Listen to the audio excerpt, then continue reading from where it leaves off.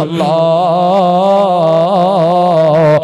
ഏത് പെണ്ണെന്നറിയോ റസൂലുള്ളാഹിന് 11 ഭാര്യമാരുണ്ടായിരുന്നു. പക്ഷേ 63-ാമത്തെ വയസ്സിൽ വഫാത്താകുന്നത് വരെ ഒരു ഭാര്യയുടെ പേര് പറഞ്ഞ റസൂലുള്ളാഹി കരയുമായിരുന്നു. പെങ്ങള് ഏത് ഭാര്യയുടെ പേരെന്നറിയോ? മഹ്ദി ഖദീജ.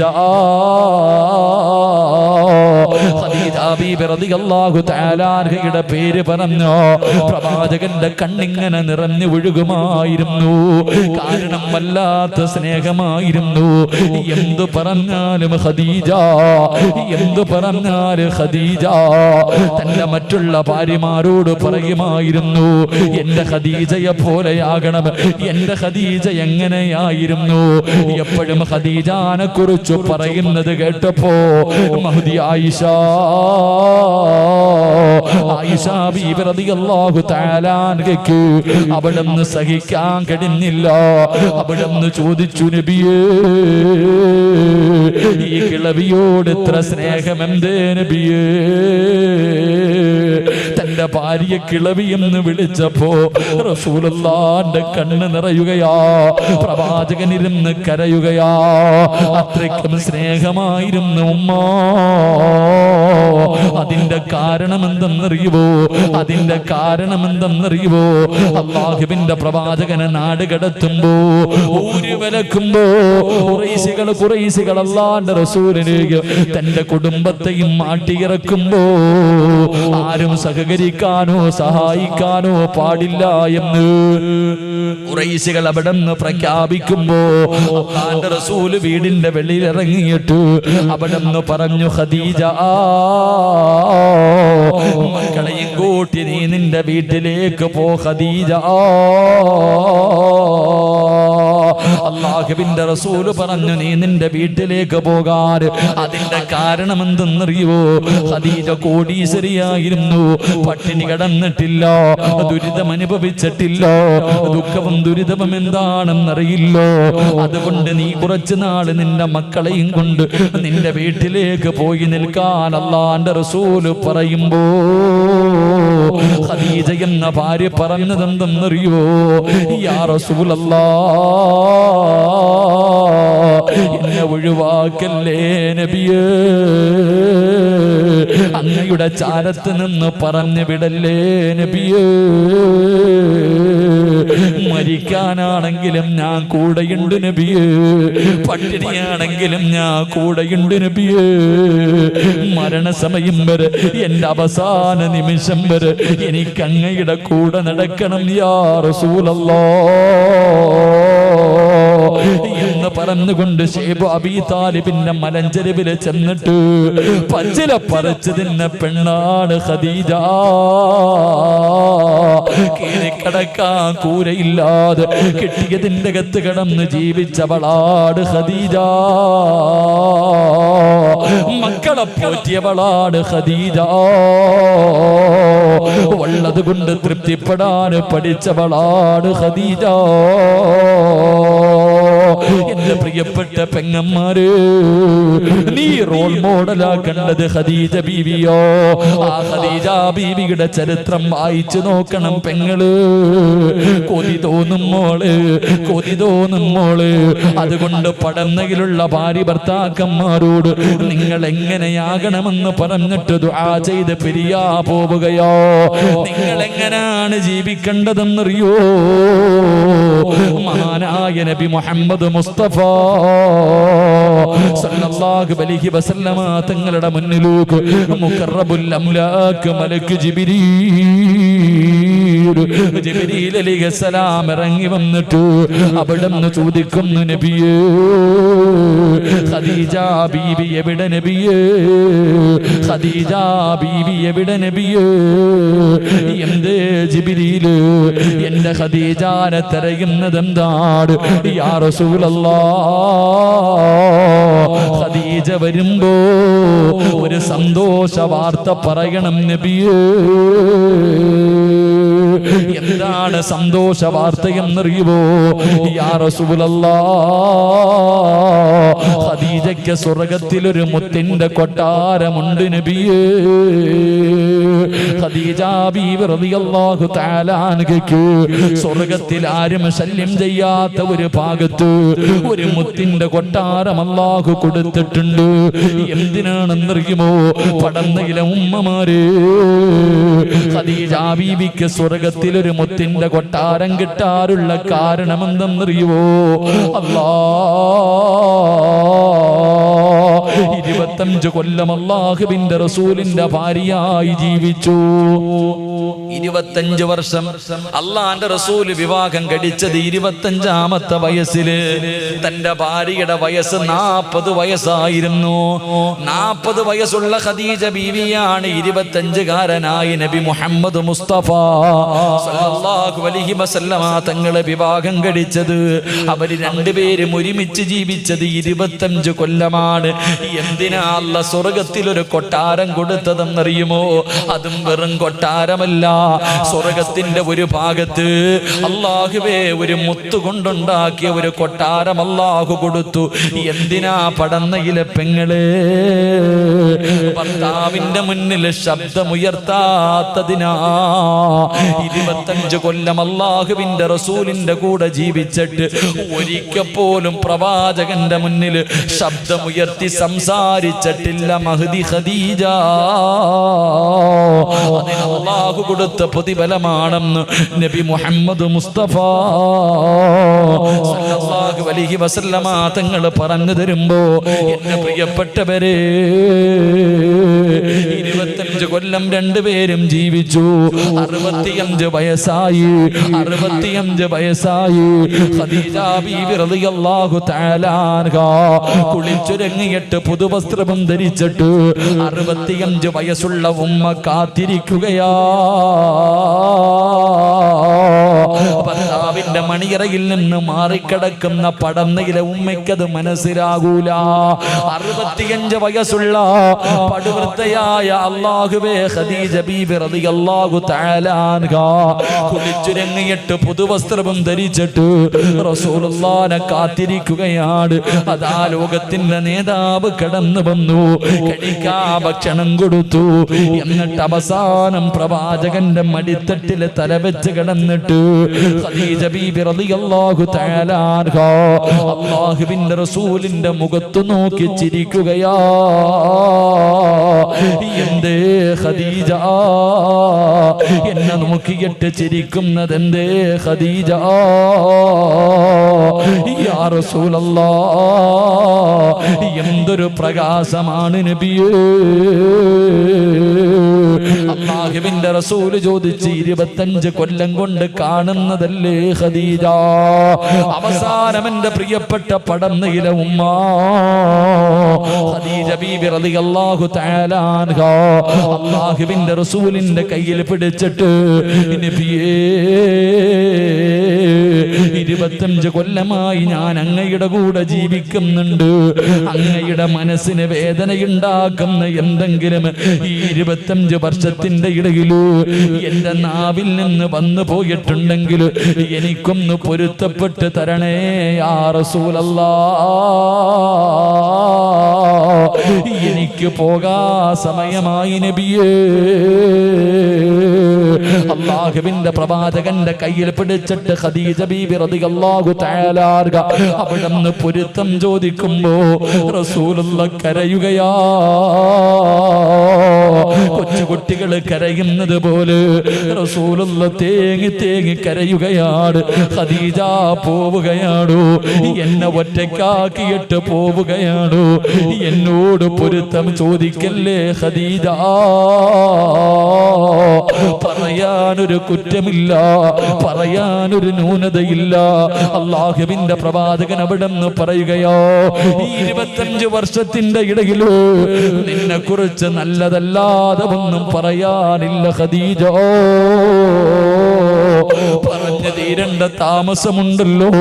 ഖദീജ ബീബി റളിയല്ലാഹു തആല അൻഹാ ചാടി എഴുന്നേറ്റിട്ട് അല്ലാഹുവിന്റെ പ്രവാചകനെ കെട്ടിപ്പിടിക്കുകയാ. അവിടുന്ന് ചുടുചുംബനം കൊടുക്കുകയാണ്. പോവുകയാണ്. എന്നിട്ട് പ്രവാചകന്റെ ചെവിയിൽ ചോദിച്ചു, നബിയേ, എന്റെ ഭർത്താവാണല്ലോ, ഞാൻ പോവുകയാണ് നബിയേ, എനിക്കൊരു 3 ആഗ്രഹമുണ്ട്, സാധിച്ചു തരുമോ യാ റസൂലല്ലാഹ്? അല്ലാഹുവിന്റെ റസൂല് അവിടുന്ന് ചോദിച്ചു, ഖദീജ, നിന്റെ ആഗ്രഹം എന്താണ് ഖദീജ? നിന്റെ ആഗ്രഹം എന്താണ് ഖദീജ? യാ റസൂലല്ലാഹ്, ഞാൻ മരിച്ചാ എന്റെ മയ്യത്ത് നിങ്ങൾ കുളിപ്പിക്കണം നബിയേ. ഒരു ഭാര്യയുടെ അഭിലാഷമോ, ഒരു ഭാര്യ തന്റെ ഭർത്താവിനോട് വസിയത്ത് ചെയ്യുകയാ, ഞാൻ മരിച്ചാ നിങ്ങൾ വേണം എന്റെ മയ്യത്ത് കുളിപ്പിക്കാൻ. 2, യാ റസൂലല്ലാഹ്, എന്റെ മയ്യത്ത് പൊതിയേണ്ടത് നിങ്ങളാണ്. ആ മയ്യത്ത് പൊതിയുന്ന സമയത്ത് അങ്ങ് ധരിക്കുന്ന പുതപ്പുണ്ടല്ലോ, അങ്ങ് പുതയ്ക്കുന്ന പുതപ്പുണ്ടല്ലോ, എന്റെ കഫൻ തുണിക്കകത്ത് വെക്കണേ നബിയേ. 3ാമത്തെ അഭിലാഷം എന്തെന്നറിയോ? 6 അടി മണ്ണിന്റെ അകത്തേക്ക് എന്നെ ഇറക്കി വെക്കേണ്ടത് നിങ്ങളുടെ കൈ കൊണ്ടാണ്. യാ റസൂലല്ലാഹ്, അങ്ങയുടെ കൈ കൊണ്ട് വേണം എന്റെ ജനാസ ഇറക്കി വെക്കാ. പെങ്ങളെ, ലോകത്തോട് ഖദീജ യാത്ര പറഞ്ഞു. മയ്യത്ത് കുളിപ്പിച്ചത് അല്ലാഹുവിന്റെ പ്രവാചകനോ, അവിടുത്തെ ജനാസ കുളിപ്പിച്ചത് അല്ലാഹുവിന്റെ പ്രവാചകനോ. കഫൻ പുതിയ സമയമായപ്പോ എപ്പോഴും ധരിക്കുന്ന പുതപ്പെടുത്തിട്ട് ചുംബനം കൊടുത്തിട്ട് ഖദീജ ബീവിയെ കഫൻ പൊതിയുകയോ. അവസാനം നമസ്കാരം കഴിഞ്ഞു. 6 അടി മണ്ണിന്റെ അകത്ത് ജനാസ ഇറക്കി വെക്കുമ്പോ തന്റെ ഭാര്യയുടെ ജനാസ കൈകൊണ്ട് വാങ്ങി ഖബറിന്റെ അകത്ത് ഇറക്കി വെച്ചിട്ട് അല്ലാഹുവിന്റെ റസൂല് കരയുകയാ. കണ്ണിലൂടെ കണ്ണുനീരിങ്ങനെ ഒഴുകുകയാണ്. അതാ ഖദീജ ബീബി റളിയല്ലാഹു തആല അൻഹയുടെ ഖബറിന്റെ അകത്തിരുന്നിട്ട് പ്രവാചകനെ കരഞ്ഞു എന്ന് ചരിത്രം പറയുമ്പോ, പടന്നയിലെ ഉമ്മമാര്, നീ ഖദീജയെ പോലെ ആകണോ, നീ ഖദീജയെ പോലെ ആകണോ, നീ റഹ്മത്ത് ബീവിയെ പോലെ ആകണോ. എന്റെ പ്രിയപ്പെട്ട സഹോദരാ, ഓരോ രാത്രി കിടക്കുമ്പോഴും നിന്റെ ഭാര്യയോട് പൊരുത്തം ചോദിക്കാതെ കിടക്കല്ലേ. കാരണം ഇന്നലെ കണ്ടവനെ ഇന്ന് കാണാത്ത ദുനിയാവാ. അതുകൊണ്ട് പെങ്ങള്, കുടുംബജീവിതത്തിലെ സമാധാനം വേണോ, സന്തോഷം വേണോ, ആനന്ദമുള്ള ഒരു ജീവിതം വേണോ, പരസ്പരം മനസ്സിലാക്കി അല്ലാഹുവിന്റെ സ്വർഗത്തിന് വേണ്ടി ജീവിക്കു പെങ്ങള്. അല്ലാഹു അതിനുള്ള ഭാഗ്യം നൽകുമാറാകട്ടെ. അല്ലാഹു അതിനുള്ള ഭാഗ്യം നൽകി അനുഗ്രഹിക്കുമാറാകട്ടെ.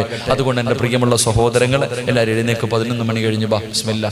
ഇനി ഒരൊറ്റ 3 ആയത്ത് പഠിക്കാം, ദുആ ചെയ്ത് പിരിയാം. എഴുന്നേറ്റ് വാ, എല്ലാവരും മുന്നിലേക്ക് വരണം ഇൻഷാ അല്ലാഹ്. ഓടേണ്ടവർ ഓടിക്കോ, വരേണ്ടവർ വന്നു. ഇങ്ങോട്ട് വാ, ഒന്നീ മുന്നോട്ട് വന്ന് നിൽക്കുക, അല്ലെങ്കിൽ പൊക്കോളി ഇൻഷാ അല്ലാഹ്. പെട്ടെന്ന് വാ, അൽഹംദുലില്ലാ. വാ, ഇങ്ങോട്ട് വാ, എനിക്ക് കാണാനാ. നാളെ പടന്ന പള്ളിയുടെ ഖബർസ്ഥാനിലായിരിക്കും, ചിലപ്പോൾ കാണാൻ പറ്റൂല. വാ ഇൻഷാ അല്ലാഹ്. എല്ലാവരും എഴുന്നേറ്റ് വാ ഇൻഷാ അല്ലാഹ്. പെണ്ണുങ്ങളൊക്കെ എഴുന്നേക്ക്. വരി ഇൻഷാ അല്ലാഹ്. പുറത്ത് നിൽക്കുന്നവർ ഒന്നുകിൽ കയറി നിൽക്കുക, അല്ലെങ്കിൽ മാറി നിൽക്കുക, അല്ലെങ്കിൽ വീട്ടിൽ പോകുക. രണ്ടാലൊന്നും. ഒന്നീ മതിലിൻ്റെ അകത്ത് കയറി സ്വർഗത്തിൽ നിൽക്കുക, അല്ലെങ്കിൽ അവിടെ നിന്ന് മാറി നിൽക്കുക. രണ്ടാലൊന്ന് ചെയ്യും. അള്ളാഹു ബർക്കത്ത് ചെയ്യുമാറാകട്ടെ. ബാ ബാ ഇൻഷാ അല്ലാഹ്. ഇത്തിരി പ്രാണിയുണ്ട്, കുഴപ്പമില്ല കേട്ടോ. പ്രാണിയുണ്ട്, കബറിൻ്റെ അകത്ത് തന്നെ കാലുണ്ട്. അള്ളാഹു കാത്തുരക്ഷിക്കുമാറാകട്ടെ. ഇട്ടിങ്ങോട്ട് വാ ഇൻഷാ അല്ലാഹ്. എല്ലാവരും ഒന്ന് കാണാനാ, മുഖം കാണാനാ ഇൻഷാ അല്ലാഹ്. അൽഹംദുലില്ലാ. 3 സ്വലാത്ത്. സ്വല്ലല്ലാഹു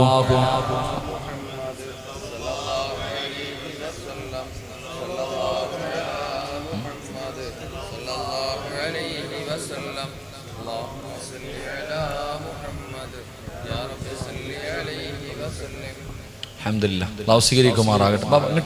അൽഹംദുലില്ലാ. അതുകൊണ്ട് എൻ്റെ പ്രിയപ്പെട്ട സഹോദരങ്ങളോട് പറയുന്നു, ഓരോ രാത്രി കിടക്കുമ്പോഴും നീ നിന്റെ ഭാര്യയോട് പൊരുത്തം ചോദിക്കണം. പെങ്ങളെ, ഓരോ രാത്രി നീ നിന്റെ ഭർത്താവിനോട് പൊരുത്തം ചോദിക്കണം. നിങ്ങളുടെ മനസ്സിന് വേദന ഉണ്ടാക്കണ എന്തെങ്കിലും എൻ്റെ ഭാഗത്ത് നിന്ന് വന്നു പോയിട്ടുണ്ടെങ്കിൽ പൊരുത്തപ്പെടണേ എന്ന് ചോദിച്ചിട്ട് നീ കിടക്കാവൂ. കാരണം രാവിലെ എഴുന്നേക്കുമെന്ന് ഉറപ്പില്ല. അള്ളാഹു നമ്മളെ കാത്തുരക്ഷിക്കുമാറാകട്ടെ.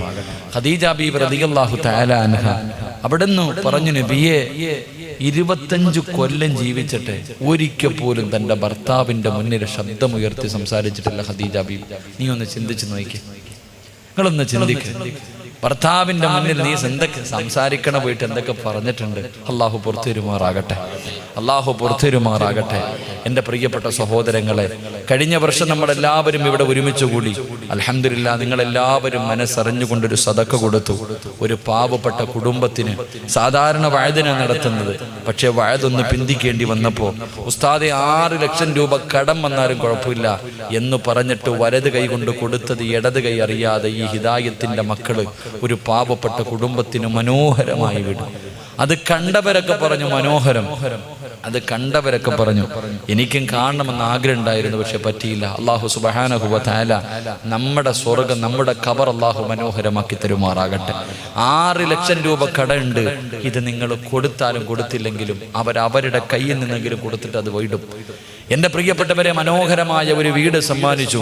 അൽഹംദുലില്ലാ, 6 ലക്ഷം രൂപ കടത്തിൽ നിൽക്കുമ്പോഴും ഹിദായത്തിന്റെ മക്കൾ നിങ്ങളുടെ മുന്നിലേക്ക് അവരുടെ ഉമ്മയ്ക്കോ അവരുടെ വാപ്പയ്ക്കോ അവരുടെ ഭാര്യമാർക്കോ കൂടപ്പുറപ്പുകൾക്കോ വേണ്ടിയല്ല, കഷ്ടപ്പെട്ട ഈ നാട്ടിലെ ഒരു പാവത്തിനൊരു കൂര വെച്ച് കൊടുത്തതിൻ്റെ കടം വീട്ടാൻ ഉസ്താദെ എന്തെങ്കിലും കിട്ടുമെങ്കിലും ഒന്ന് വാങ്ങിത്തരുക എന്നവർ പറഞ്ഞിട്ടുണ്ട്. നിർബന്ധിത പിരിവിനും അവർ നിർബന്ധിച്ചിട്ടില്ല. എൻ്റെ പ്രിയപ്പെട്ടവരോട് ഞാനൊരു സദക്ക ചോദിക്കുകയാണ്. തരുന്നവർക്ക് തരാം, തരാതിരിക്കുന്നവർക്ക് തരാതിരിക്കാം. പെങ്ങളെ, നിന്റെ ശരീരത്ത് കിടക്കുന്ന ഒരു സ്വർണം നീ ഊരികെട്ടി പാവപ്പെട്ട പെണ്ണിന് വെച്ചു കൊടുത്ത വീടിന്റെ കടം വീട്ടി കൊടുത്ത അള്ളാഹു നിനക്ക് തരുന്ന പ്രതിഫലം ഞാൻ പറഞ്ഞു തരാം. നിനക്ക് ഞാൻ അള്ളാഹു തരുന്ന പ്രതിഫലം പറഞ്ഞു തരാം. അള്ളാഹു ഈമാൻ തരുമാറാകട്ടെ. അള്ളാഹു നമുക്ക് ഈമാൻ നൽകുമാറാകട്ടെ. ഈ ചരിത്രം കേട്ടിട്ട് നീ തീരുമാനിക്കൂ, ഊരി കൊടുക്കണോ വേണ്ടേ? നിന്റെ ശരീരത്ത് കിടക്കുന്ന ഒരു സ്വർണ്ണമോതിരം ഊരി കൊടുത്ത ആ പാവപ്പെട്ട കുടുംബത്തിന് വേണ്ടി വെച്ചുകൊടുത്ത വീടിന്റെ കടം വീട്ടുമെങ്കിൽ അള്ളാഹു നിനക്ക് തരുന്ന ഒരു പ്രതിഫലം ഞാൻ പറഞ്ഞു തരാം. ഒന്ന്, നീ മരിക്കുന്ന സമയം സ്വർഗം കണ്ടട്ടെ മരിക്കൂ എന്ന് നബി മുഹമ്മദ് മുസ്തഫ സല്ലല്ലാഹു അലൈഹി വസല്ലമ തങ്ങൾ പറഞ്ഞു. അള്ളാഹുവേ, ഈ പാവപ്പെട്ട സഹോദരിക്ക് വെച്ചുകൊടുത്തത് ഒരാളുടെ കയ്യിൽ നിന്ന് പൈസ കടം വാങ്ങിയിട്ട് 6 ലക്ഷം രൂപ തിരിച്ചു കൊടുക്കാനുണ്ട്. ഉസ്താദെ, ഞങ്ങളുമുണ്ട്. ഞങ്ങളുടെ കയ്യിൽ കിട്ടുന്ന സമയം ഇൻഷാ അല്ലാഹ് ഇത്തിരി താമസിച്ചാണെങ്കിലും ഞങ്ങളൊരു സദക്ക തരാമെന്ന് നിയ്യത്ത് ചെയ്യുന്ന നിങ്ങൾക്ക് അല്ലാഹു തരുന്ന പ്രതിഫലം നിങ്ങളും മരിക്കുന്ന സമയം ഇതിന്റെ പ്രതിഫലം കണ്ടട്ടെ മരിക്കൂ എന്ന് നബി മുഹമ്മദ് മുസ്തഫ സല്ലല്ലാഹു അലൈഹി വസല്ലമ തങ്ങൾ പറയുമ്പോ, പടന്നയിലെ പെങ്ങന്മാരെ, പ്രായമുള്ള ഉമ്മമാരുടെ ശരീരത്ത് വരെ ഒരുപാട് സ്വർണമുണ്ട്.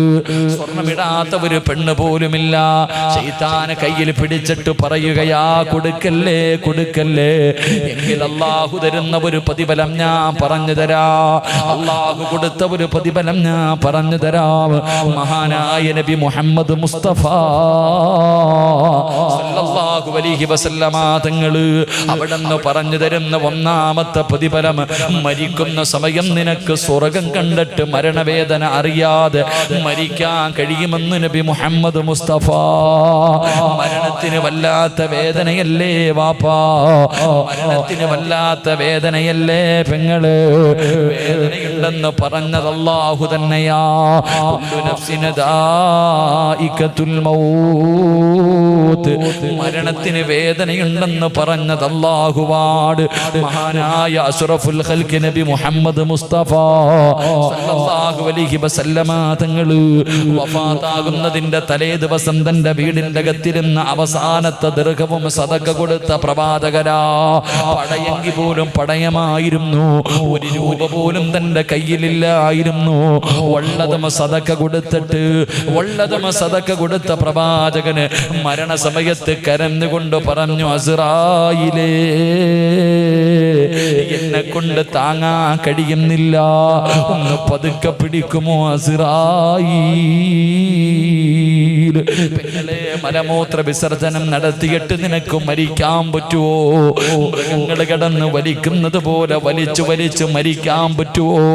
ഇല്ല പൊന്നുമോളെ, കാണാൻ വരുന്നവരുടെ മുഖത്ത് നോക്കി കാണുന്നവർ മുഴുവനും പേടിക്കുന്ന രീതിയിൽ കറുത്തിരുണ്ട് നിന്റെ മുഖമങ്ങ് മാറുന്നത് നീ ഇഷ്ടപ്പെടുന്നുണ്ടോ? പെങ്ങളെ, റസൂലുള്ളാഹി അല്ലാഹു പറയുകയാ, മരിക്കുന്ന സമയത്ത് നീ കൊടുക്കുന്നതിന്റെ പ്രതിഫലം അല്ലാഹു നിനക്ക് കാണിച്ചു തരും.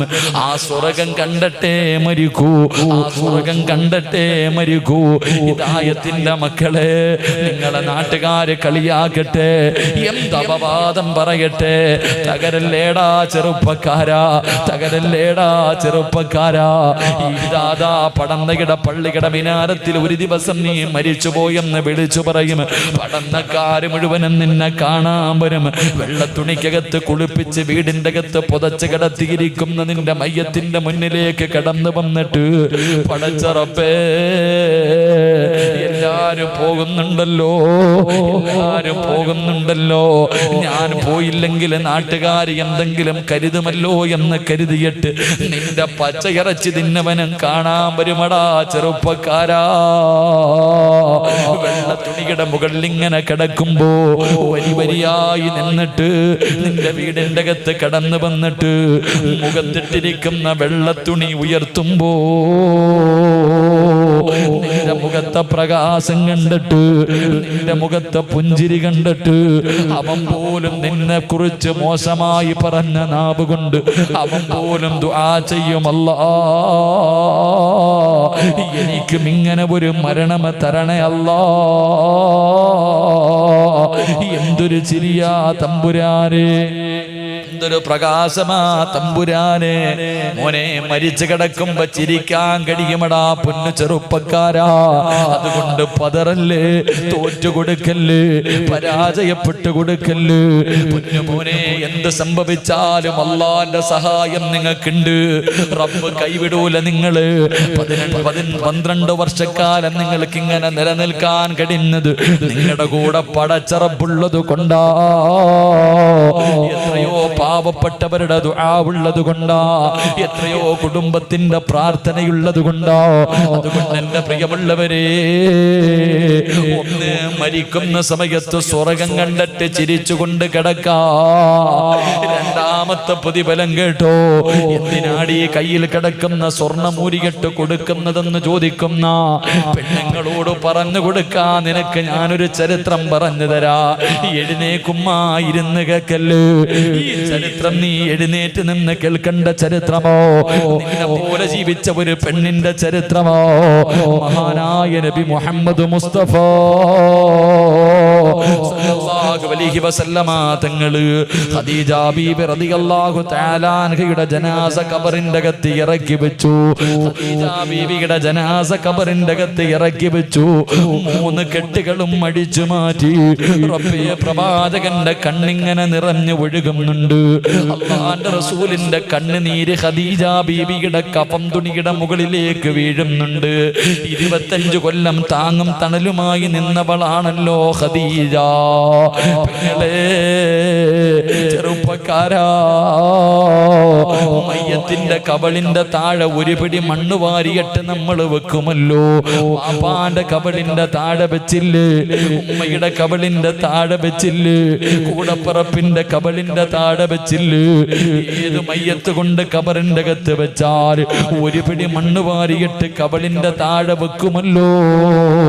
മഹാനായ അഷ്റഫുൽ ഖൽഖ് നബി മുഹമ്മദ് മുസ്തഫ സല്ലല്ലാഹു അലൈഹി വസല്ലമ തങ്ങള് ഒരു പിടി മണ്ണ് വാരിയിട്ട് ഖദീജ ബീബി റളിയല്ലാഹു തആല അൻഹയുടെ കബളിന്റെ താഴെ ഇങ്ങനെ വെക്കുകയാണ്. എന്നിട്ട് തലയങ്ങ് തിരിക്കുമ്പോ സുബ്ഹാനല്ലാഹ്, കബളില് മണ്ണ് തൊടുന്നില്ല. ഖദീജ ബീവിയുടെ കബളിലെ മണ്ണ് തൊടുന്നില്ല. പ്രവാചകൻ രണ്ടാമതും വെച്ച് തൊടുന്നില്ല, മൂന്നാമതും വെച്ച് തൊടുന്നില്ല. കാരണം എന്തെന്നറിയാതെ പ്രവാചകൻ അത്ഭുതത്തോടെ നിൽക്കുമ്പോ അതാ വരുന്ന മുക്കല്ലബുൽ അംലാക്ക് മലക്ക് ജിബ്രീൽ അലൈഹിസ്സലാം പറന്നിറങ്ങുകയാണ്. യാ റസൂലല്ലാഹ്, മണ്ണ് തൊടൂല നബിയേ, ഖദീജാനെ മണ്ണ് തൊടൂല നബിയേ. കാരണം എന്തേ ജിബ്രീല്? എന്റെ ഭാര്യ മണ്ണ് തൊടാത്തതിന്റെ കാര്യം എന്തോ? യാ റസൂലല്ലാഹ്, ഒരുപാട് പണമുള്ളവളായിരുന്നു ഖദീജ, കോടീശ്വരന്റെ മകളായിരുന്നു ഖദീജ, എല്ലാ പാപങ്ങൾക്ക് കൊടുത്തവളാ, എല്ലാം അല്ലാഹുവിന്റെ ദീനിന് വേണ്ടി കൊടുത്തവളാ. ഖദീജ സദഖ ചെയ്യുന്നവളായിരുന്നു, ഖദീജ ബീവി സദഖ കൊടുക്കുന്നവളായിരുന്നു. അതുകൊണ്ട് മണ്ണ് തിന്നൂല നബിയേ. ചരിത്രം പറഞ്ഞു തരുമ്പോ പടന്നയിലെ ഉമ്മമാര്, പടന്നയിലെ പെങ്ങന്മാര്, പടന്ന പള്ളിയുടെ കബർസാറിൽ നിന്നെ കൊണ്ട് കബറടക്കുമ്പോ മണ്ണ് തിന്നാതെ പുഴുത്ത് അളിയാതെ കബറിന്റെ അകത്ത് കിടക്കണമെന്ന് നിനക്ക് ആഗ്രഹമുണ്ടോ? അല്ലാ, ഖദീജ ബീബി കടന്നതുപോലെ കബറിന്റെ അകത്ത് കിടക്കടോ? മനസ്സറിഞ്ഞുകൊണ്ടൊരു പാവപ്പെട്ട കുടുംബത്തിന് വേണ്ടിയാ, അവര് കിടക്കുന്ന വീടിന്റെ കടമൊന്ന് വീട്ടുന്നതിന് വേണ്ടിയോ അല്ലാ, ആരോടും പറഞ്ഞു വെച്ചിട്ടില്ല തമ്പുരാര്. തരുമോ എന്നെനിക്കറിയില്ല റഹ്മാന്, തരുമോ എന്നെനിക്കറിയില്ല റഹ്മാന്. പരിശുദ്ധമായ റബീഉൽ അവ്വൽ മാസമാണ്. ആരെല്ലാം മനസ്സറിഞ്ഞുകൊണ്ട് ഒരു സദഖ കൊടുക്കുന്നു, മരിക്കുന്നതിന് മുമ്പ് ഒരു പ്രാവശ്യമെങ്കിലും ലോകത്തിന്റെ നേതാവിനെ ഒന്ന് സ്വപ്നം കാണാ ഭാഗ്യം കൊടുക്കണേ അല്ലാ, ഭാഗ്യം കൊടുക്കണേ അല്ലാ. അല്ലാഹു സ്വീകരിക്കുമാറാകട്ടെ. എന്റെ പ്രിയപ്പെട്ടവർ, അതുകൊണ്ട് അൽഹംദുലില്ലാഹ് എല്ലാവരും മനസ്സറിഞ്ഞിട്ട് ഒന്നാമത്തെ പ്രതിഫലം മരിക്കുന്നതിന് മുമ്പ് ഒരിക്കലെങ്കിലും ലോകത്തിന്റെ നേതാവിനെ കാണണം. അല്ലാഹു ഭാഗ്യം തരുമാറാകട്ടെ. 2, മരിക്കുന്ന സമയം കിടന്ന കിടപ്പി കിടന്ന് മലമൂത്ര വിസർജനം നടത്തി മൃഗങ്ങൾ ചാകുന്നത് പോലെ വിളിച്ചു വിളിച്ചു മരിക്കാൻ എനിക്ക് വയ്യ ഉസ്താദേ, എനിക്ക് സ്വർഗം കണ്ടിട്ട് മരിക്കണം ഉസ്താദേ, എനിക്ക് ഖദീജ ബീവി റളിയല്ലാഹു തആല അൻഹ കടന്നതുപോലെ മണ്ണ് തിന്നാതെ ഖബറിന്റെ അകത്ത് കിടക്കണം. അൽഹംദുലില്ലാഹ്. എഴുന്നേക്ക്, എല്ലാവരും എഴുന്നേക്ക് ഇൻഷാ അല്ലാഹ്. ബിസ്മില്ലാ പറ 3 സ്വലാത്ത്. സല്ലല്ലാഹു മുഹമ്മദ് സല്ലല്ലാഹു അലൈഹി വസല്ലം. പെണ്ണുങ്ങൾ എഴുന്നേക്ക്. സല്ലല്ലാഹു അലാ മുഹമ്മദ് സല്ലല്ലാഹു അലൈഹി വസല്ലം. അല്ലാഹുമ്മ സല്ലി അലാ മുഹമ്മദ് യാ റബ്ബി സല്ലി അലൈഹി വസല്ലം. അല്ലാഹു സ്വീകരിക്കുമാറാകട്ടെ.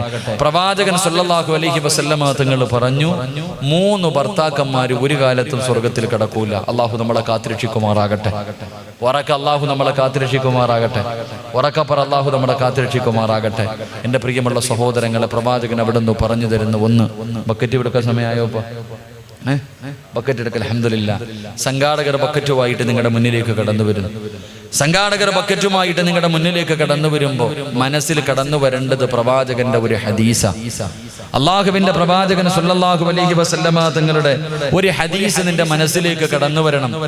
ആ ഹദീസ് നിന്റെ മനസ്സിലേക്ക് കടന്നു വരണം. എന്താ പ്രവാചകൻ പറഞ്ഞത്? അള്ളാഹുവിന്റെ റസൂല് ഒരിക്കലും കള്ളം പറയാത്ത നബി മുഹമ്മദ് മുസ്തഫ സല്ലല്ലാഹു അലൈഹി വസല്ലമ തങ്ങൾ പറഞ്ഞത് എന്തെന്നറിയുമോ? അസ്സദഖത്തു റദ്ദുൽ ബലാ,